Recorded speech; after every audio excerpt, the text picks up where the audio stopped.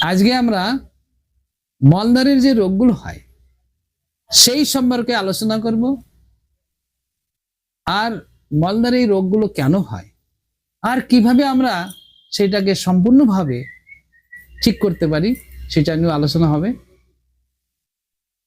মলদ্বারের রোগগুলো যদি আমরা দেখি, এর যে কারণগুলো হয় সেই সম্পর্কে আগে বলবো। সেটা হচ্ছে এর বিভিন্ন রকম কারণ থাকে। যেমন আমরা দেখি আমাদের যে খাদ্য অভ্যাসটা, সেই খাদ্য অভ্যাসটা অনেক সময় দেখা যায় ঠিক নয়, টাইমলি খাদ্য খাবার গ্রহণ করা হয় না। এখানে ফাইবারটাকে কম গ্রহণ করি, আমরা কার্বটাকে বেশি ইউজ করি, শাকসবজি কম খাই, যার জন্য আমাদের কনস্টিপেশন হয়। কনস্টিপেশন হওয়ার জন্য এই রোগগুলো হওয়ার সম্ভাবনা থাকে। ডিহাইড্রেশন, অনেকে জলটা অনেক কম খায়, জল কম খেলেও কিন্তু শরীরে যখন ডিহাইড্রেশন থাকে তখনও কিন্তু কনস্টিপেশন হওয়ার সম্ভাবনা থাকে, সেক্ষেত্রেও এগুলো হওয়ার সম্ভাবনা হয়। দ্বিতীয়ত আমরা দেখেছি অনেকের ক্রনিক কনস্টিপেশন থাকে। এই কনস্টিপেশন যদি থাকে তাহলেও সেখানে দেখা যায় যে এই বয়েল যে প্রবলেমটা থাকে তার থেকেও অনেক সমস্যা হয়। আর সেখানে আমাদের যে রেকটামে যে বা আমাদের মলদার যে মাসেলগুলো থাকে সেটা ক্ষতবিক্ষত হয়, আর সেখান থেকে অনেক রকম সমস্যা তৈরি হয়। অনেকের হার্ড স্টুল পাস আউট হয়। যখন হার্ড স্টুল পাস হয় তখন কিন্তু এই সময় আমাদের যে রেকটামের মধ্যে যে মাসেলগুলো থাকে, যে গ্ল্যান্ডগুলো থাকে, সেগুলো ক্ষতবিক্ষত হয়, সেটা একটা বড় কারণ। এছাড়া আমরা আমাদের কাছে রোগীগুলো আসে, আমরা দেখেছি অনেকে পরিষ্কার পরিচ্ছন্ন থাকে না। পরিষ্কার পরিচ্ছন্ন কি, পায়খানার পরে সেটা ঠিক মতো পরিষ্কার করে না করার জন্য সেখানে স্টুল থাকে, আর স্টুল যদি থাকে সেটা পচে সেখানে ব্যাকটেরিয়া, ভাইরাস, ফাঙ্গাস, বিভিন্ন রকম ইনফেকশন হয়। আর ইনফেকশন হলে সেখানে বয়েল তৈরি হতে পারে, যাকে ফোড়া বলা হয়, সেখানে ঘা হতে পারে, সেখানে অনেক রকম ইনফেকশন হওয়ার থেকে বিভিন্ন রকম রোগ সৃষ্টি হয়ে পরে এইগুলোই অশ্ব রোগ, ফিসার রোগ, যেটাকে আমরা বলি ক্ষত হয়ে গেছে, ঘা হয়ে গেছে, ফেটে গেছে মলদ্বারটা, বা এখানে পিস্তুলা হওয়ার সম্ভাবনা সেখানে হয়ে যায়। এছাড়া আমরা দেখেছি অনেকে যারা সিটিং জব করে, সকাল থেকে বেরোন একই জায়গায় গদ্দারে বসে আছে, বা গাড়ি চালানো হয়, সে সময় একটামে যে স্কিন গুলো গরম হয়ে যায়। গরম হওয়ার ফলেও সেখানে কিন্তু পাইল পিস্তল হওয়ার সম্ভাবনা বা অন্য কোনো রোগ হওয়ার সম্ভাবনা সেখানে দেখা যায়। এছাড়া আমরা দেখেছি পেটের যেগুলো গ্যাস্ট্রো ইন্টেস্টাইনাল ট্র্যাকের যে রোগগুলো হয় সেইগুলোকে যদি আমরা দেখি, সেখানে কিন্তু অনেক রোগ থাকে, যার জন্য রেকটামে অনেক প্রকার রোগ হতে দেখা যায়। যেমন আমরা দেখি কর্ন ডিজিজ যাকে বলা হয়, আইবিএস যেটাকে বলা হয়, যেটা কোলাইটিস থেকে, আলসারেটিভ কোলাইটিস থাকে, এর থেকে হামেশাই সবসময় দেখা যায় যে এখানে অশ্ব রোগ, রেকটাল ফিসার, পিস্তুলা হওয়ার সম্ভাবনা খুব বেশি এখানে দেখা যায়। এছাড়া আমরা দেখেছি হিউম্যান পাপিলোমা যে ভাইরাসটা আছে, যেটা আপনার সেক্সুয়াল ট্রান্সমিটেড ডিজিজ থাকে, এর থেকেও কিন্তু আমাদের দেখা যায় যে ক্যান্সারটা হয়, রেকটাল ক্যান্সার, সেই ক্যান্সারটার সম্ভাবনা খুব বেশি থাকে।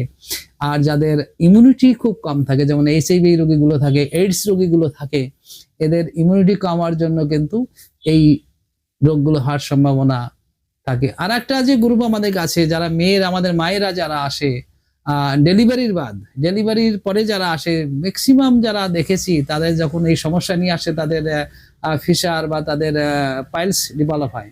কারণ আমাদের যে ইউনিট রিপ্রোডাক্ট আর আমাদের যে স্টুলের যে আমাদের রেকটাম একই সাপ থাকে। যখন আমাদের বাচ্চারা 7-8 মাস বা বড় হয়ে যায়, তখন কিন্তু এই রেকটামের খুব প্রেশার ক্রিয়েট হয়, তখন প্রচন্ড কনস্টিপেশন মেয়েদের হয়। আর সেই কারণে কিন্তু এই পাইল, প্রেশার, পিস্তলার এসবগুলো হওয়ার সম্ভাবনা হয়। এছাড়া আমরা দেখেছি এখানে পলিপ হয়। পলিপ মানে আপনার যেমন সিস্ট টাইপের যেগুলো হয়, পলিপ টাইপের যায়, এখানে টিউমার হয়ে যায়, এখানে বিভিন্ন রকমের যে ঘাগুলো হয়, বিভিন্ন কারণে এগুলো আমরা দেখতে পারি। আর এছাড়াও অনেক সময় যাদের এই জিনিসগুলো হয় তারা প্রথমের দিকে লক্ষ্য করে না, যদি দেখি অনেক সময় চুলকায় খুব, ওখানে লিম্ফ বা কোনো টিউমার টাইপের বা কোনো গার্ড টাইপের হয়ে গেছে, খুব চুলকায়, তখন কিন্তু ক্যান্সার হওয়ার সম্ভাবনা থাকে।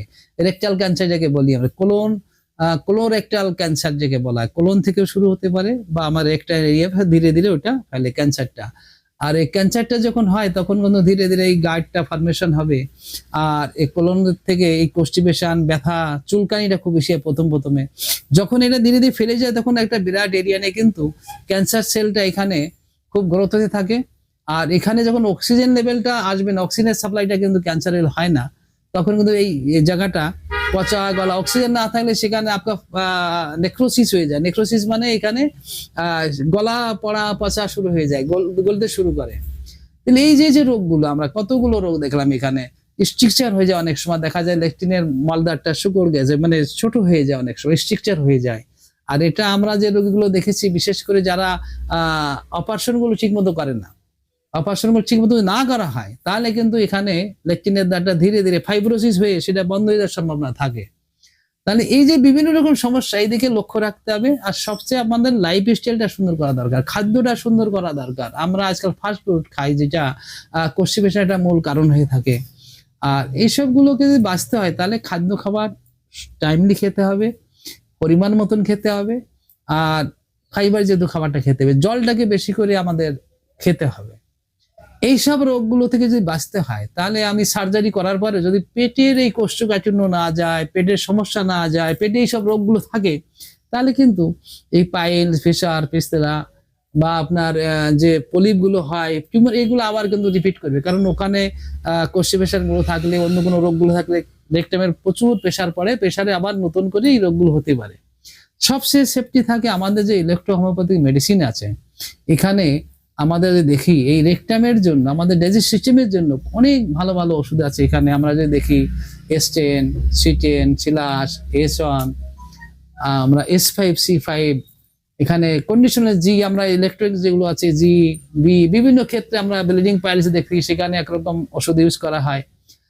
যাইছে পিস ফরমেশন, সেখানে অন্যরকম ওষুধ ইউজ করা হয়। তো এইভাবে আমরা দেখা যায় যে এইগুলো যতই পুরান হোক না কেন, 2 থেকে 3 মাসের মধ্যে এই রেকটালে যে রোগগুলো হয় ঠিক হয়ে যায়। ক্যান্সারের যে রোগগুলো আমাদের কাছে আসে রোগীরা, যদি বেশি ফেলে না যায়, ফেটে গেলে অনেকটা খুব কঠিন হয়ে যায় ক্যান্সারের রোগী এখানে ঠিক করা। কিন্তু ফার্স্ট স্টেজে যারা আসে, বেশি এটাকে সেকেন্ড স্টেজ পর্যন্ত আসে, তাহলে ইলেকট্রোতে খুব সুন্দর ওষুধ থাকে। ক্যান্সারটাকে আমরা এখানে একটা কন্ডিশন মনে নিয়ে আসতে হবে, ধীরে ধীরে এটা রিকভার হওয়ার সম্ভাবনা 100% থাকে। আর এই পাইল, ফিশার, পিস্তুলা, যে পলিপ গুলো থাকে, টিউমার গুলো থাকে, বয়েল গুলো থাকে, এ তো জাদুটোনার মতন ইলেকট্রোহোমিওপ্যাথি কাজ করে। 3 মাস, ম্যাক্সিমাম 4 মাস। পিস্তুলাটা একটু টাইম লাগে, কারণ ক্যানেল তৈরি হয়ে যায়, ক্যানেলটাকে পরিষ্কার করে সেইটার মধ্যে আবার নতুন করে সেলকে তৈরি করে, যে ক্যানেল হিসেবে সেল তৈরি, তবেই তো বন্ধ হবে।